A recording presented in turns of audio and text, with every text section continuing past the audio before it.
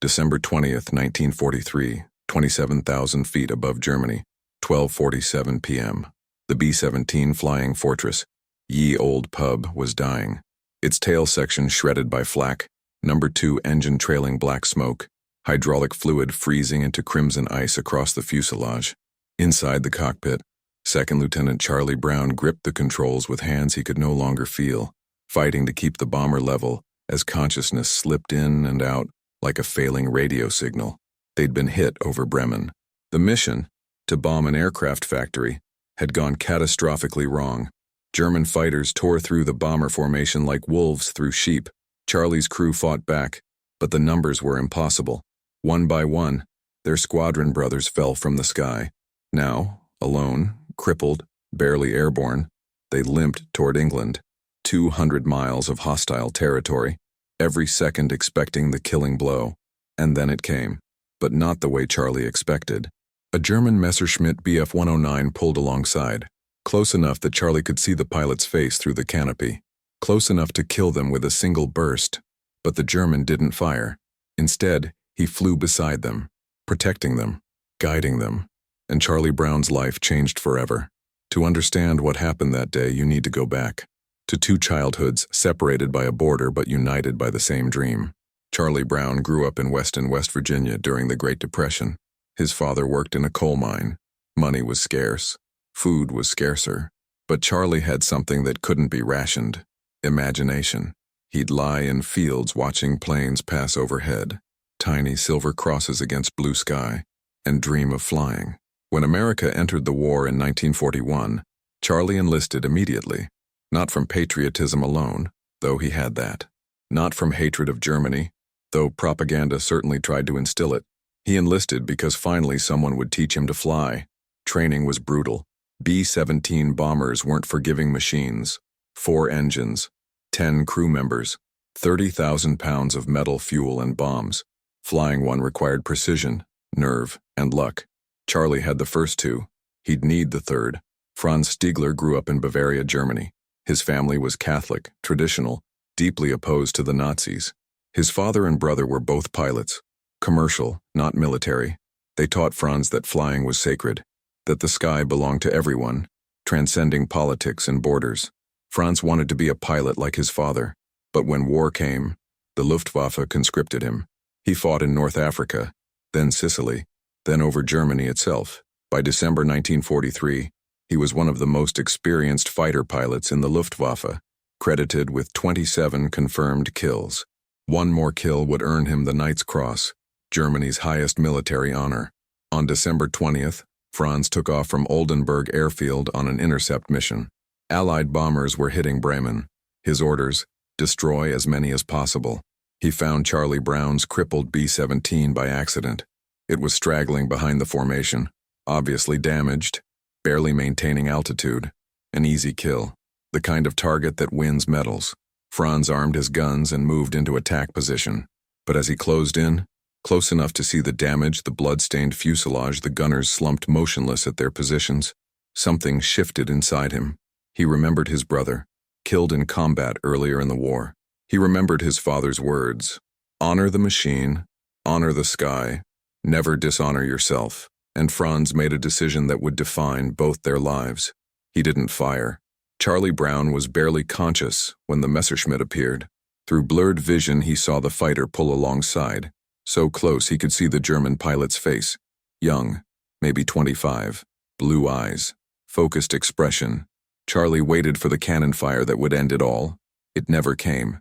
Instead, the German pilot gestured, frantically, urgently, pointing down. Charlie didn't understand. Was he ordering them to land? To surrender? Charlie shook his head. If they landed in Germany, they'd be prisoners of war. And he'd heard the stories about what happened to bomber crews, the angry civilians, the SS interrogations. No, they'd take their chances with the North Sea. Franz realized the American didn't understand, so he did something remarkable. He flew formation with the B-17, positioned himself between the crippled bomber and the ground, where German anti-aircraft batteries waited. Any gunner who saw the Messerschmitt escorting the American bomber would hold fire, assuming the German pilot was bringing in a captured prize. Charlie slowly understood. The German was protecting them. For 15 minutes, Franz flew alongside. When they crossed the German coast over the North Sea, he flew with them. When they approached Danish airspace, still he stayed. Finally, as they reached the edge of German fighter range, Franz pulled close one last time, made eye contact with Charlie, saluted, and turned back toward Germany. Charlie watched the Messerschmitt disappear into the clouds. His co-pilot, barely conscious, mumbled, "Did that really just happen?" "I don't know," Charlie replied. "I don't know." They made it to England, crash-landed at an RAF base. The crew survived, battered, wounded, traumatized, but alive.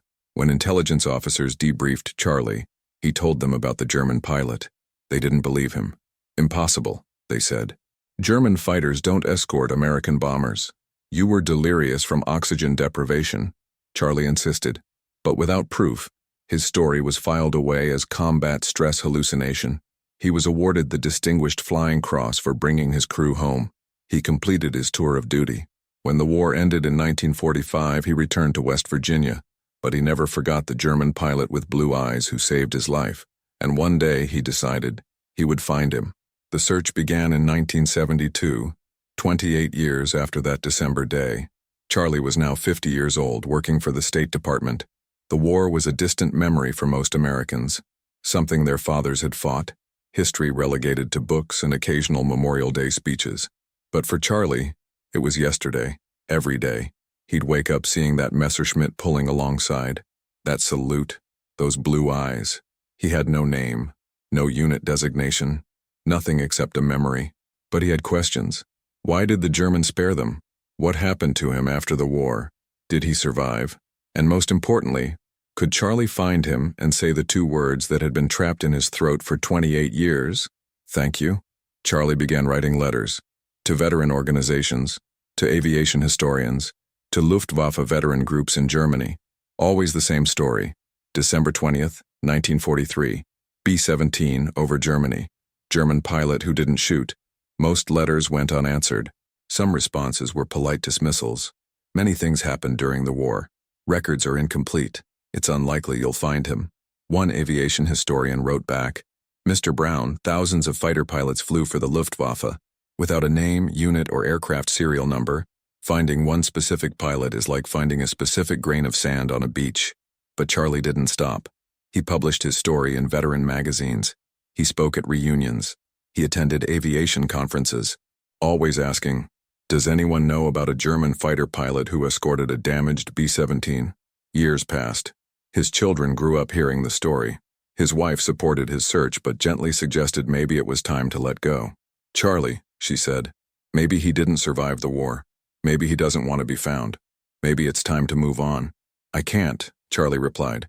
"He gave me my life. I need to know why, and I need to thank him." In 1986, Charlie tried a new approach.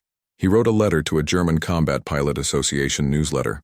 But this time, instead of just telling his story, he included specific details: the date, the location, the type of aircraft, the exact route they flew. The letter was published in the January 1990 newsletter. In Munich, a 70-year-old man named Franz Stiegler read it over breakfast, and his hands began to shake. Franz Stiegler had carried his own secret for 46 years. In the Luftwaffe, letting an enemy bomber escape was treason, punishable by execution. So when Franz returned to base on December 20th, 1943, he told no one. He filed a standard combat report. Engaged enemy bomber. Lost visual contact in clouds. No kill confirmed. His commanding officer accepted it. Franz needed one more kill for the Knight's Cross, but there would be other opportunities. Except there weren't. The war turned. Germany began losing. Pilots died. Bases were bombed. By 1945, Franz was flying obsolete jets against overwhelming Allied numbers. He survived barely, but Germany did not. After the war, Franz immigrated to Canada, started a new life, became a successful businessman, married, had children, became Canadian. But he never forgot December 20th, 1943. He'd violated orders, shown mercy to an enemy. It was the single most dishonorable thing a Luftwaffe pilot could do, according to the Luftwaffe. But according to his conscience, it was the only honorable thing he could have done. For 46 years, he told no one. Not his wife, not his children, not fellow Luftwaffe veterans at reunions. Because how do you explain that you let the enemy live? How do you justify mercy in a war that demanded ruthlessness? But when Franz read Charlie Brown's letter in the newsletter, something broke inside him. This wasn't just memory anymore. The American was real, alive, searching for him. Franz walked into his study, closed the door, and for the first time in 46 years he cried. His wife found him an hour later. "Franz, what's wrong?" He showed her the letter. "I did this," he said quietly. "I was the German pilot, and I've carried this secret for 46 years because I thought I was a coward, that I'd failed my duty." His wife read the letter, then looked at her husband. "Franz, you saved 10 men. How is that cowardice?" "Because I disobeyed orders. Because in war, mercy is weakness." She took his hands. "In war, maybe, but you're not in a war anymore, and that American, he's been searching for you for decades, not to condemn you, to thank you. Don't you think it's time?" Franz nodded slowly. The next day, he wrote a letter. "Dear Charles, I was the pilot." When Charlie received Franz's letter in March 1990, he didn't believe it at first. 46 years of searching, and suddenly a response? It seemed too easy, too convenient. The letter was detailed. Franz described the B-17's damage, the shredded tail section, the blood on the fuselage, the unconscious gunners. He described his thought process. "I could not shoot. You were helpless. It would have been murder, not combat. But details could be researched. Aviation history was well documented. Anyone could look up the engagement reports from December 20th, 1943. Charlie needed proof. He wrote back. "Describe something that wouldn't be in official records. Something only you and I would know." Franz's response came 2 weeks later. "When I flew alongside your cockpit, you looked at me. Your face was covered in blood. Your co-pilot was slumped over. You shook your head when I signaled you to land. And when I saluted before turning back, you didn't salute back and you just stared. I remember thinking, he doesn't understand that I'm letting him go." Charlie read the letter 3 times. Those details and the blood on his face, his co-pilot's condition, his inability to process what was happening, weren't in any report. They were personal, real, true. "It's him," Charlie told his wife. "After 46 years, I found him." But finding Franz created a new question. What now? Charlie's friends were divided. Some thought it was wonderful, a story of humanity transcending war. Others were uncomfortable. Charlie, he was the enemy. He killed Allied pilots. Just because he spared you doesn't make him a hero. Charlie understood the complexity. Franz had shot down 27 Allied aircraft. That meant 27 crews, potentially 270 men, dead because of him. But on December 20th, 1943, Franz could have made it 280. And he didn't. "I'm not saying he's a saint," Charlie told a skeptical friend. "I'm saying he's human.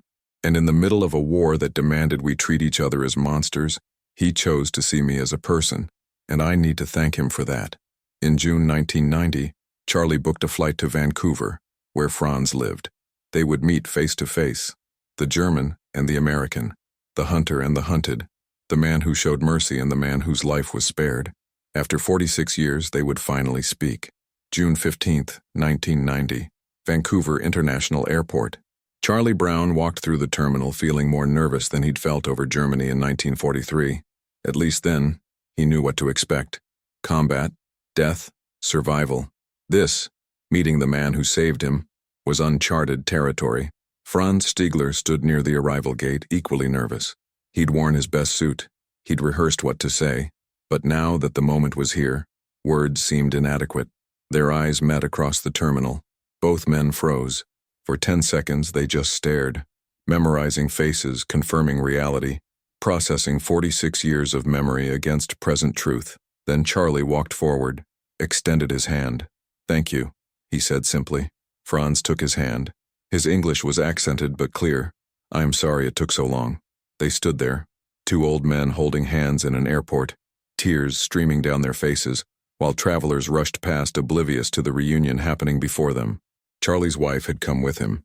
Franz's wife was there too. The 4 of them went to a restaurant, and for 6 hours, Charlie and Franz talked. Franz explained his decision. "When I saw your aircraft, I saw my brother's face.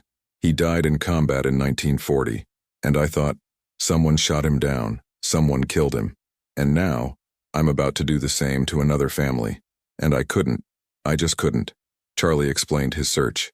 For 46 years, I wondered why you didn't kill us. I thought maybe you were low on ammunition. Maybe your gun's jammed. But reading your letter, I understood. You didn't kill us because you saw us as human, and that, in the middle of a war designed to strip away our humanity. That was extraordinary. Franz shook his head. I'm not extraordinary. I was terrified. I knew if anyone found out, I'd be executed for treason. I lived in fear for the rest of the war. But you did it anyway. Yes, because my father taught me. Honor the machine, honor the sky, never dishonor yourself. Shooting a helpless crew would have dishonored everything I believed. They talked about the war, about survival, about guilt. Charlie's guilt for the Germans he'd bombed, Franz's guilt for the Allied pilots he'd killed. By the end of the night, they weren't just veterans sharing memories. They were friends. The meeting in Vancouver was just the beginning. Over the next 8 years, Charlie and Franz became inseparable. They spoke on the phone weekly. They visited each other multiple times a year. Their families became intertwined, holidays together, birthdays together, anniversaries together. What began as gratitude evolved into genuine brotherhood.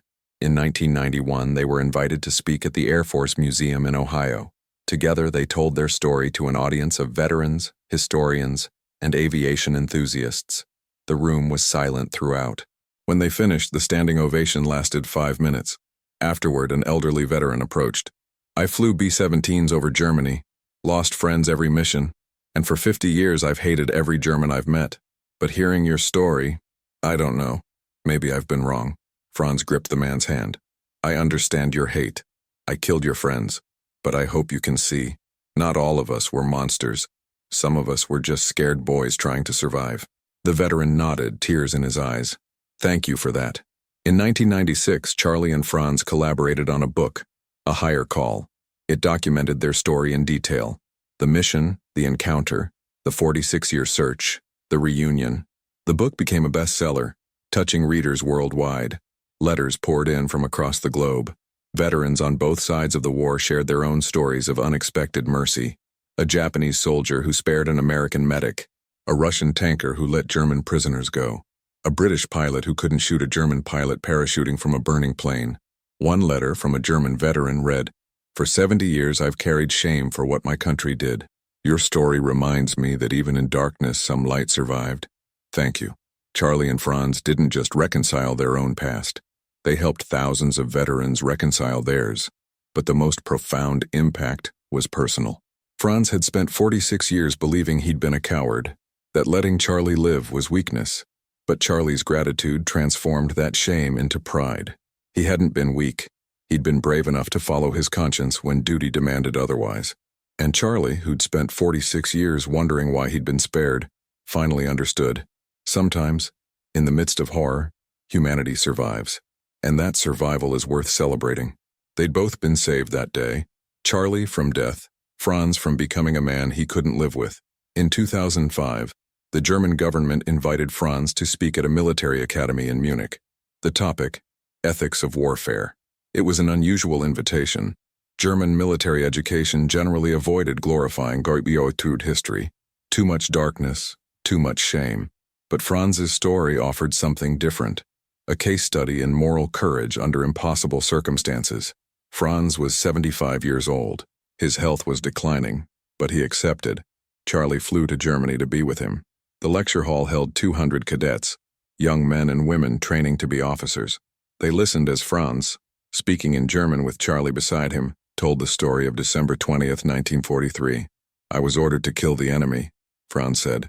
That was my duty, my honor, my purpose. But when I saw that B-17, damaged, helpless, no threat, I realized something. My honor didn't come from following orders. It came from following my conscience. He paused, looking across the room. Many of you will face moments where duty and conscience conflict, and I cannot tell you which to choose. But I can tell you this. If you choose conscience and survive, you can live with yourself. If you choose duty and compromise your soul, you will carry that weight forever. A cadet raised her hand. Herr Stiegler, you violated orders. In military law, that's treason. How do you justify that? Franz considered.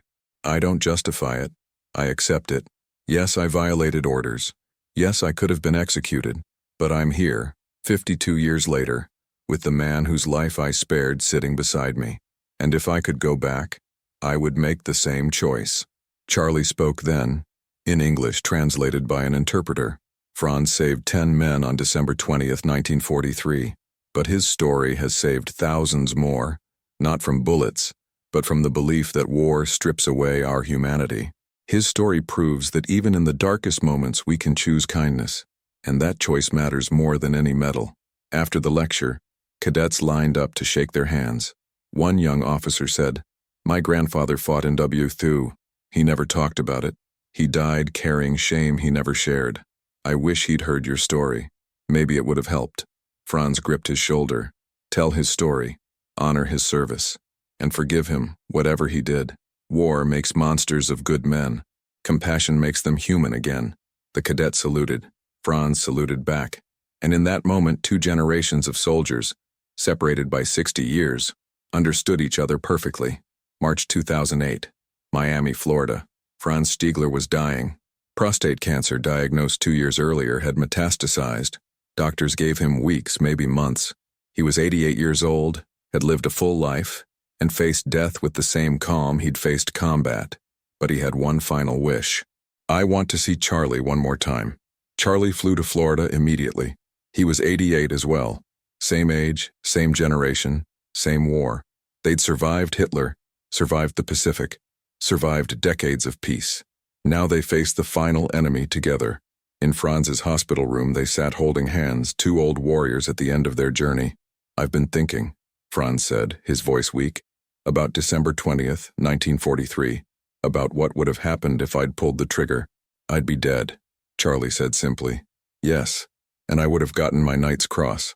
I would have been celebrated as a hero, but I wouldn't have been able to live with myself." Charlie squeezed his hand.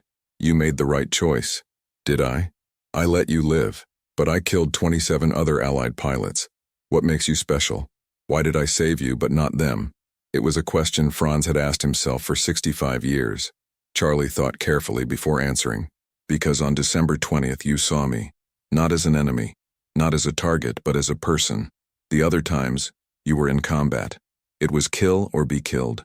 But that day, the combat was over. We were helpless, and you chose mercy. That's what makes it different. Do you think God forgives me for the others?"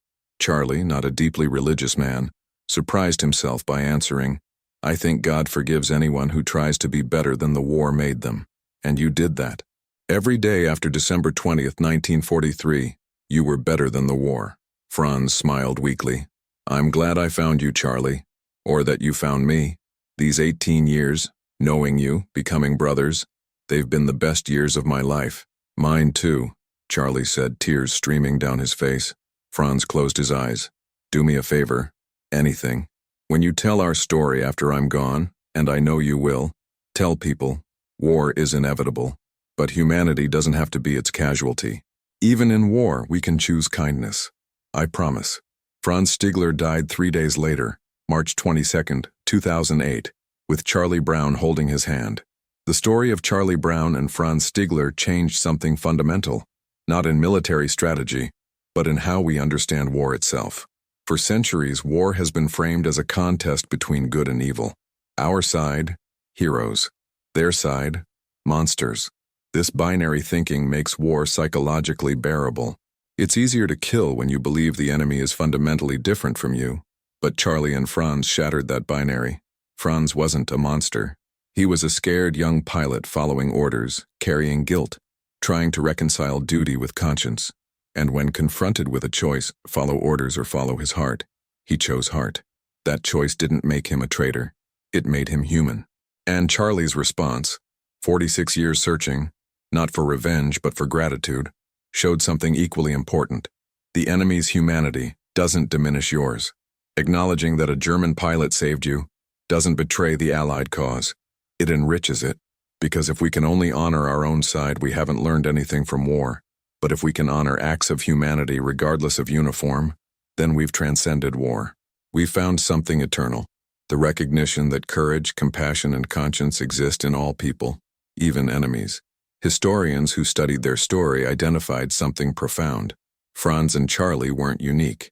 Dozens of similar incidents occurred during W1, Moments where soldiers chose mercy over duty, but most were never reported, because admitting you spared the enemy was dangerous in wartime and seemed irrelevant in peacetime. But these moments matter enormously. They prove that war doesn't strip away humanity. We choose to let it go. And if we choose to let it go, we can choose to keep it. A Holocaust survivor who heard their story wrote, "For 70 years I believed all Germans were evil. That belief helped me survive. But it also trapped me in hatred. Your story freed me. Not all Germans were monsters. Some resisted. Some showed mercy.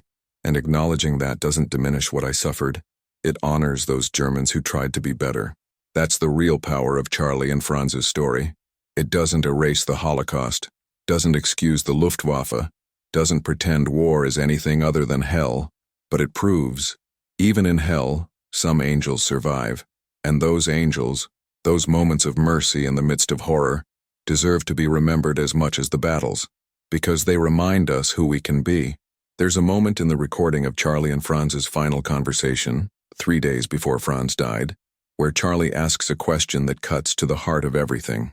"Franz, if you could go back to December 20th, 1943, knowing everything you know now, would you still make the same choice?"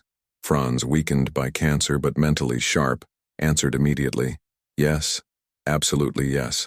Even knowing the consequences, the guilt, the fear, especially knowing those. Because Charlie, the alternative wasn't getting my Knight's Cross. The alternative was becoming a man I couldn't live with.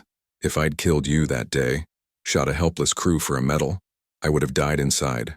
Maybe not physically, but morally, and I would have carried that death for the rest of my life." He paused, struggling for breath. "You know what's ironic? The Luftwaffe taught us that mercy was weakness, that honor meant destroying the enemy without hesitation. But they were wrong. Real honor isn't following orders. It's keeping your humanity when everything around you demands you abandon it." Charlie nodded. "Do you think other pilots felt the same?" "Some, maybe many, but they didn't act on it because the cost was too high. Execution for treason, dishonor, shame. I was lucky. I made my choice and survived. Others weren't so lucky. They made the safe choice, followed orders, and died inside. Do you think that's the real lesson? That following your conscience requires courage?" Franz smiled faintly. "Yes, but there's another lesson, maybe more important." "What's that?" "That your enemy is human. Once you see that, really see it, you can't unsee it. And if you kill them afterward, you're not killing an enemy. You're killing a person. And that changes everything." It was Franz's final gift to Charlie, and to anyone who would hear their story. The recognition that war doesn't have to destroy our humanity. That seeing the enemy as human doesn't make you weak. It makes you strong enough to carry the weight of what war requires. Most soldiers who kill in war aren't monsters. They're people who've been trained to stop seeing other people as people. And the true heroes, the ones like Franz, are those who refuse that training, who choose, even at mortal risk, to remain human. That's the climax of this story. Not the dramatic moment over Germany, but the quiet moral revelation that followed. Humanity is a choice, and we can choose it, even in war. Today, the story of Charlie Brown and Franz Stigler is taught in military academies around the world. Not as a tactical lesson. There's nothing tactically brilliant about sparing an enemy, but as an ethical touchstone, a reminder that duty and conscience sometimes conflict, and that choosing conscience can be the braver choice. The U.S. Air Force Academy includes their story in ethics training. Cadets study the moment Franz faced: follow orders or follow heart. There's no right answer provided. The point is to make cadets think about what they would do. One instructor told a reporter, "We train warriors to fight, but we also need to train them to remain human." Charlie and Franz show that's possible. The German Bundeswehr uses their story similarly. Young officers study Franz's decision not as an act of treason, but as moral courage.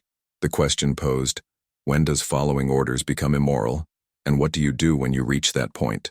In 2012, 4 years after Franz's death, a memorial was erected at the Air Force Museum in Ohio. It features a B-17 and a Bf-109 side by side, not in combat, but in formation. Below, a plaque reads, "In memory of Franz Stigler and Charlie Brown, who proved that even in war, humanity survives." Charlie Brown lived until 2008, dying 7 months after Franz. Some friends said he died of a broken heart. that losing his brother was too much. But Charlie's daughter disagreed. Dad died fulfilled, she said. He found Franz. He thanked him. He became his brother. He had closure. That's more than most veterans get. Their book, A Higher Call, has sold over 1 million copies. It's been translated into 23 languages. Letters still arrive at the publisher from readers whose lives were changed by the story. One letter from a young Iraqi war veteran read, "I did things in Iraq I'm not proud of, things that haunt me. But reading about Franz and Charlie, I realized I can't change the past, but I can choose who I become moving forward. Their story gave me permission to forgive myself and try to be better. Thank you. That might be the greatest legacy of all. Not the dramatic rescue over Germany, but the quiet redemption of thousands who read their story and thought, maybe I can be forgiven too. Maybe I can be better than my worst moment." Because that's what Charlie and Franz proved. We are not defined by our worst actions, but by our best choices. And mercy, even once, and can echo for generations.